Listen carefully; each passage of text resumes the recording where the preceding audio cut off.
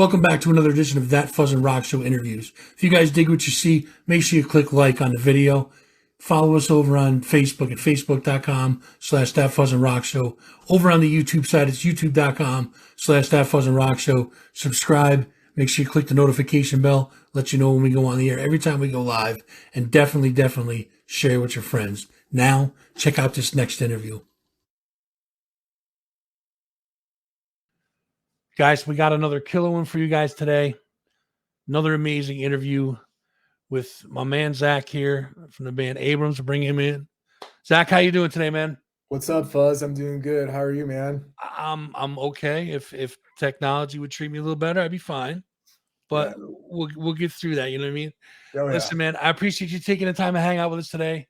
I don't want to waste any more of your time, so we'll get right into it. We're here to talk about the band and its newest release, In the Dark, which hit the stores September 9th. We will get into that in just a little bit. First, I want to talk some about the band. And so when did you guys first get together? What year did you guys first get together? Yeah, man. Well, happy to be here. Thanks for having me, man. We first started in 2013. So, yeah, myself and bass player Taylor Iverson were the two founding members, if you will. We've had a slew of a little bit of spinal tap syndrome with drummers, but yeah, man, we started 2013, have an EP, 4 records now, and a solid lineup. So we had our new guitar player, Patrick Alberts, formerly of Call of the Void, Relapse Records, and our sick drummer, Ryan DeWitt, who's been with us since our 2020 release. Absolutely. So you guys are from Denver. How'd the band first form? How'd you guys first all get together? Yeah, so from Denver, we kind of just met, playing in bands. Taylor and I did playing in bands around town. I have a fond memory of actually Taylor and I went to college together. We didn't really know each other very well, but we there's this bar that we both used to frequent, and one day, I heard some Caius playing on the jukebox, and I saw this big ape of a man with huge long hair just rocking out. I'm like, oh, that guy definitely played that song. So it was pretty much love at first sight. And, since then we've been, just jamming, multiple times a week, every day. We love each other. We're sick of each other. We're basically, brothers. So Perfect brotherhood. That's right. I dig it, man. So let's talk about you for a little while because you're here and they're not. So I mean, we've mentioned their names. You guys, we like them. We're gonna kind of focus on you for a minute. Cool. What originally got you started in music? What gave you the bug? My dad, man, he was a huge Neil Young Crazy Horse fan. He loved classic rock. He got me into, like all that grunge stuff, all that 90s rock. Got this hilarious memory of my brother and I rocking out to like Rocking in the Free World on like tennis rackets or some shit. And, from then on there, I don't know, man. I just been playing guitar since I was 10 and knew it was something that, I was never going to not do. So my obsession. Plus, guitars stay in tune better than tennis rackets. Yeah, dude. Let's talk about some of your early influences. I know you said, Neil Young with your dad and stuff like that, but what about some of your earlier influences as far as coming into playing guitar and all that stuff? Yeah. The first band that did it for me was probably Soundgarden. Just all their records, the guitars, dude, the vocals. Chris Cornell's to me is the GOAT. Just that got me, that cross hash between like metal and rock and commercial rock and like underground weird noise stuff that they were doing in the 80s. That got me into like, more of the underground Seattle stuff too, like Dead Moon, Seaweed, all those like weird bands from up there from that same grunge era that just never hit it big. Then, I fell in love with all those Discord Records bands, like Fugazi, Rites of Spring, Sure. You and Not You. Dude, a huge record for me in high school. I think for a lot of people, a lot of musicians my age was definitely Delouse and the Comatorium by the Mars Volta. Hmm. Like that was just like they invented their own genre, and that record is probably the greatest drumming record since the I don't know, Achilles' Last Stand, like Sure. Presence. Yep. Like, so that's the stuff that really got me into music and made me want to do it. And then, college, I was getting into my more stonery phase. Um, love Black Sabbath, that got me into like Caius. I had a friend give me Blues for the Red Sun. And then, that shit blew my mind, got me into Queens of the Stone Age, Mark Lanigan, all that shit. And Sure.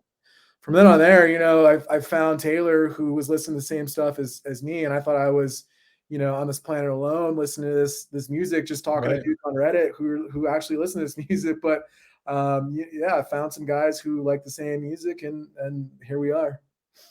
What about now? Is there any bands now that are kind of influencing you? What kind of strikes your chord with you nowadays? Yeah, always, man. Newer. Ty Segall's a big one for me. He's just insanely prolific. Seems to come out with like multiple records a year, whether it's his band or Fuzz. He's just, I don't know how he does it. There's a lot of bands that put out like, 5 records a year, but like to me, I can listen to like all of his. Um, there's a band out of France. It's called Slift. Really, really cool, heavy psych, kind of upbeat, almost krautrocky Hmm. band. They're going on their first US tour coming up here. So I really want to catch them because they put on a super energetic live show. Um, I don't know, recent records that came out that I've been really digging. Not newer bands, but the new Cave-In record, Heavy Pendulum, is fantastic. Hmm. Um, Nothing, The Great Dismal, those have been in constant rotation for me. So always looking for new shit. So if you got any other ones that I need to listen to, definitely holler. Yeah, man, absolutely. So now let me ask you: Is what if you didn't become a musician? What career path would you have taken if not music? Where would you be? We all got day jobs,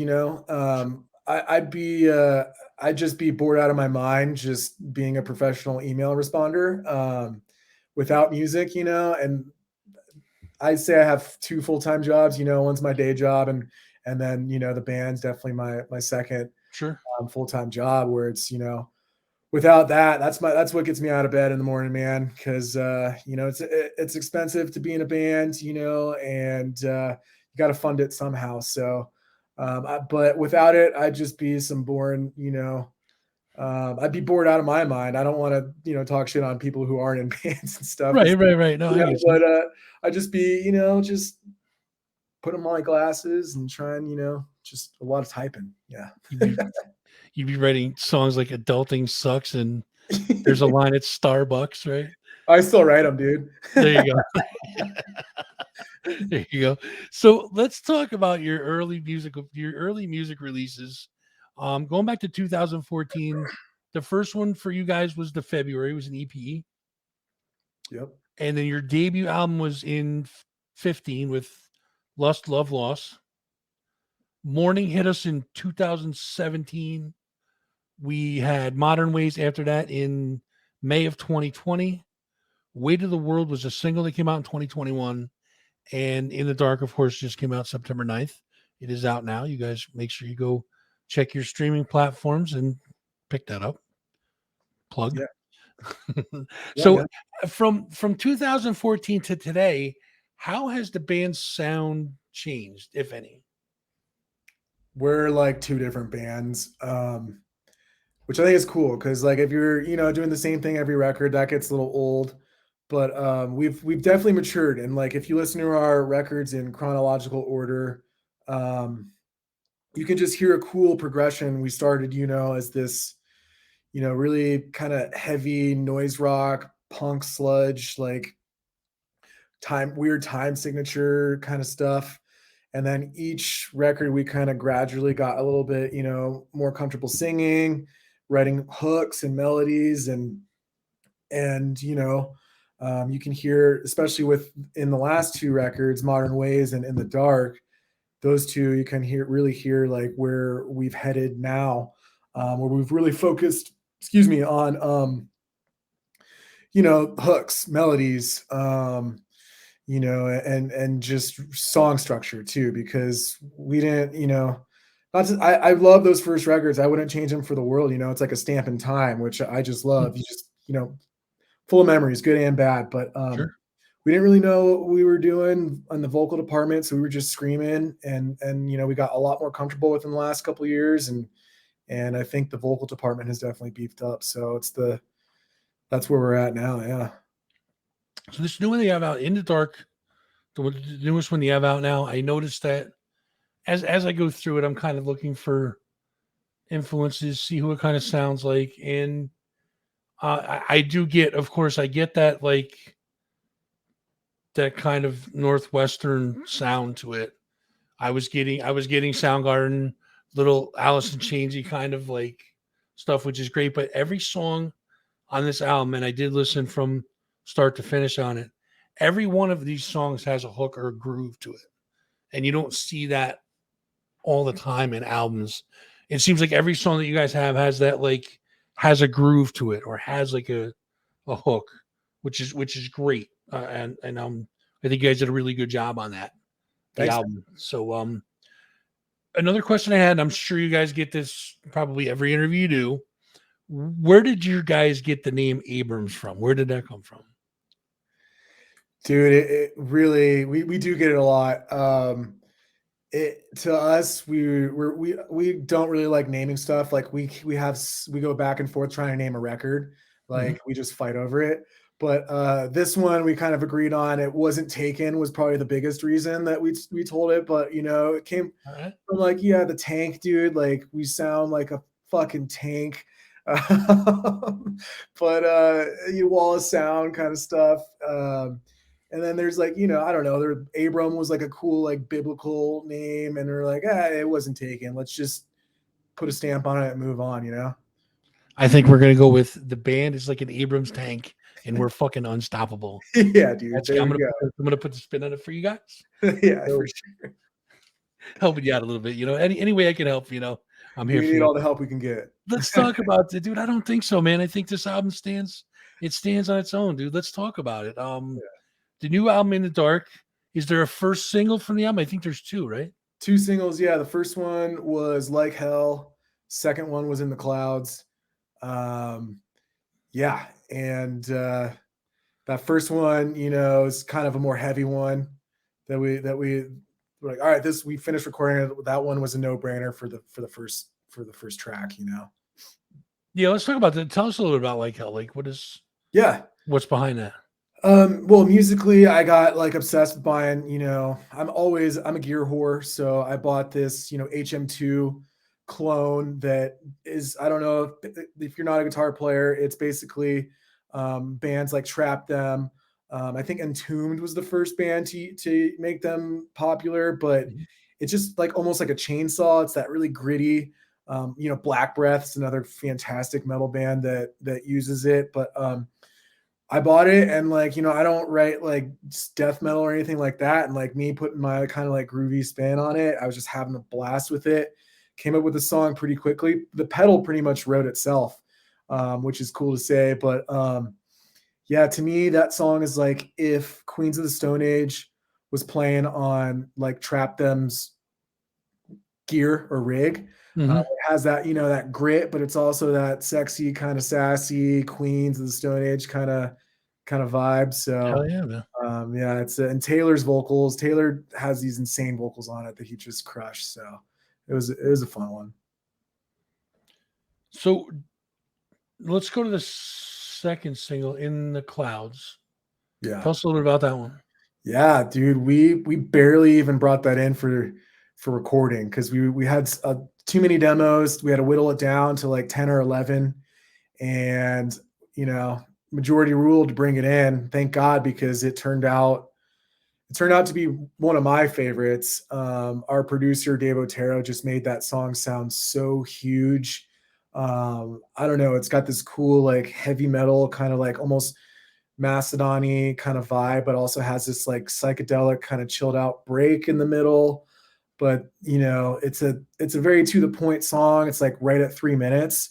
So it's like, it's like it's your radio single, right? But Mhm. the very end is like my favorite part on the record because it just has a sick drop and just really nice crescendo at the end. Check it out. That's right. Where did you guys record the album? We recorded in Colorado with fantastic producer engineer Dave Otero. He's pretty popular from working on the Chemist records. He's done Primitive Man, Mhm. um, and I'm blanking right now, but yeah, he mainly does like a bunch of metal, right? But I think he loves working with us. I'll speak for him. I know he loves working with us because we're just a good time. But other than that, it's like kind of a break for him. He's like, all right, more melody, more like rock and roll thing, and dude, he nailed it on this record. It just sounds really great, and just so stoked that he was happy to work with us again. So what was the feeling like? Let me take you back to the studio. What was the feeling like when you listened to the final cut of it? The final everything was all mastered and everything. Did you know that you had like a big album? Were you really satisfied with it? Like, Dude, yeah, this we is were what we wanted. stoked, man. We were so stoked. Like when we were in the studio for like 4 weeks, he mixed and mastered for like 2 weeks. So it was brutal, dude. It's like it's fun, but it's like a lot of work, and you're hearing the same shit over and over again. You're like, is this even good? And then you sit down with it. I knew it was really special when our drummer Ryan texted us. He's like, holy, because he wasn't there for the vocal sessions. Right. We did that last, so he heard the vocals and he's like, holy shit, guys, like this is really good. And like he doesn't like anything, and I'll give him some shit right now, but like when he said that, I was like, all right, well, maybe this is good. And I don't know, man. It's the he nailed the mix. Like I said, it's just like one of the best sounding records, like songs aside, like just a really great wall of sound. The bass tone is just massive, and it's one of the best feelings getting out of that studio and listening to your shit and being like really happy with it, to getting it out and having other people listen to it now and being stoked on it as well. So it's gratifying, man, for sure. Well, you're not the only one that's satisfied with it. I mean, I've been seeing some really good reviews on it. How's it been doing on your end? What have you been seeing? Good, man. It's been out for less than a week since we're talking right now, and Mhm. we've had some really really great reviews. People have, some people have been saying it's like, oh, why are they coming out with this now in September, like they're going to screw up my year end list. I'm like, that's a hell of a problem for us to give. So That's when right. I hear That's right. that shit, I'm super stoked, and I just, it's all about word of mouth, right? We're people are sending it to other people. It's like, hey, I dig this, and you see photos of people spinning the vinyl and stuff, and it's awesome to see. So for Yeah, sure. buddy. So now, is there a plan for a tour to support Into the Dark, or Yep. We're going out in November. We're trying to finalize a couple of dates, which we really need to button up ASAP. But yeah, November we're doing a West Coast run with our buddies in the Company of Serpents. Fantastic, heavy band from Denver. We've been friends with those guys for a long time. But we plan to hit it really hard in 2023 as well, which is be here before you know it. Yeah, keep your eyes peeled for date. it's coming quick, man? Yeah. So I'm gonna put you on the spot for a second. Uh-oh. If you could tour with two other bands, any two bands, who would they be? Now, listen, all the other bands that are listening, if you're not named, don't get butthurt. It's just this is a question I'm asking him off the top of his head. All right. Dude. So if you could, you got Abrams is going to go out on tour with two other bands. It doesn't matter who they are. Yeah. Who are you picking? Well, I'm seeing these tour packages come out now, and I'm like, well, Cave In and Boris are playing Denver tonight. So Mhm. like that's just on the top of my head. I'm like, damn, I wish I was on that tour, man.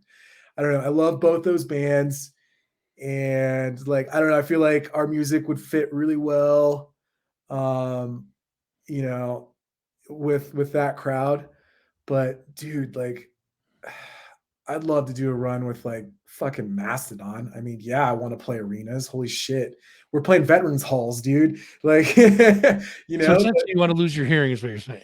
yeah, dude, why not? Like, Dude, if it's Mastodon is if I lose so my fucking hearing, loud. yeah, they are, dude. If I lose Oh, my they're so hearing loud. for a Mastodon tour, well, future me might not be happy, but present me would be very stoked. There you go. All right, one more question to put you on the spot. We're going to talk about favorite albums. You're going out on tour in November, you said. You're only allowed to bring 3 albums with you, and they can't be yours. Which albums are they? I love that question. No brainer for me. My favorite record of all time, Mark Lanigan, Bubblegum. Mhm. Um, let's do, dude, Neil Young Harvest, best Ooh. sounding record of all time. Ooh, good Best sounding, call. it's like front to back. It's just like the guitar tone is just dreamy. Good call, brother. All right, all right, one more. One more, dude. We're gonna run out of time, man. Let's do Queens of the Stone Age self-titled. All right, man. All right. The first one. All right, I feel If that. only that song, if only, just that sick, sexy drum beat that sounds like a drumming monkey's playing. Like, yeah, those are my 3. So now this part is where you get to throw you or your buddies in the band under the bus. I already Do you, did. do you guys? Oh no, we're gonna go even deeper. Do you or the band have any weird pre-show rituals or superstitions while you're playing? Dude, I get nervous, man. I've puked a couple of times. It's not a ritual I like. It's just like adrenaline, you know? Like Sure, absolutely. if it's like if it's like, you know, a big crowd, a big show, you know, we're on like a bill, we're opening for like a bigger band at like a, you know, a good sized venue, like I'm gonna get nervous and I puke it out. I puke it out, dude. So if you see us before a show, like just just watch out. I'm gonna blow chunks all over you. So I'll throw me under the bus and not my band members under the bus. Oh, Look out. protecting You the like that? innocent. I turn that one around on you. Protecting the innocent. I like it. Dude, I listen, I'm no musician by any means, but before I start my live show on Thursday nights at 6:52, I have to play Joe Satriani's Flying in a Blue Dream. And I've done it every show for since I started. The ritual. Every single show. And I Yeah. don't even know why. It It's just kind of like it kind of puts me in that it takes me to a level mood where I'm not all amped up like, oh, let's freaking tell these people fuck off or whatever. And I'm not like, sleepy. It just kind of puts me in a mood to do a show. It's weird. dude, if you didn't, like you throw the whole, you know, universe out of whack. So it's Dude, just I have stuff like that too, you know, like Joe Satriani does it to you, you know, and it's like Neil Young's Harvest does it for me. So it's like, you know, whatever it takes to stay sane. there you go. You got that right. So now, is there any? I'm done putting you on the spot. We'll get you the spotlight off you for now. Is there anything else you want to tell the folks before we wrap this up? Just check out our new record, In the Dark. It's out, it's already out already. It came out September 9th through our awesome label, Small Stone Records. Streaming anywhere you listen to music. The vinyl is in this beautiful pink opaque color on 180 gram wax. Sounds incredible on vinyl. You can get that through Small Stone Records. And tell your friends. If you dig it, tell your friends. Spread the word.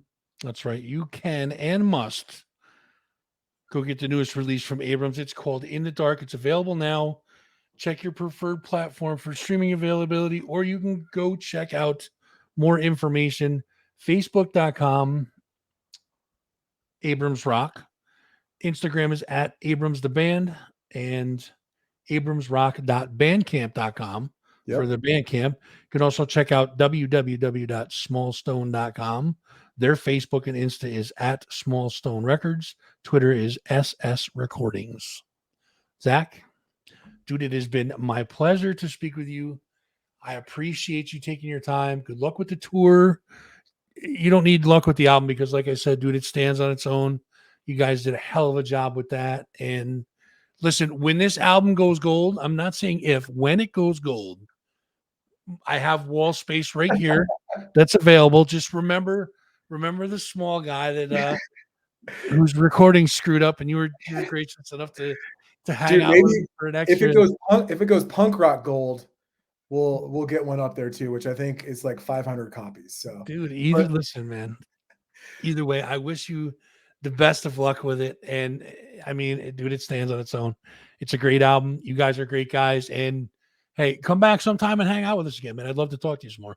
I love it. Hey, thanks so much for having me, Fuzz. Really, really appreciate it. My pleasure. Guys, Zach from Abrams. Zach, we'll talk to you soon, bro. Thank you. Cheers.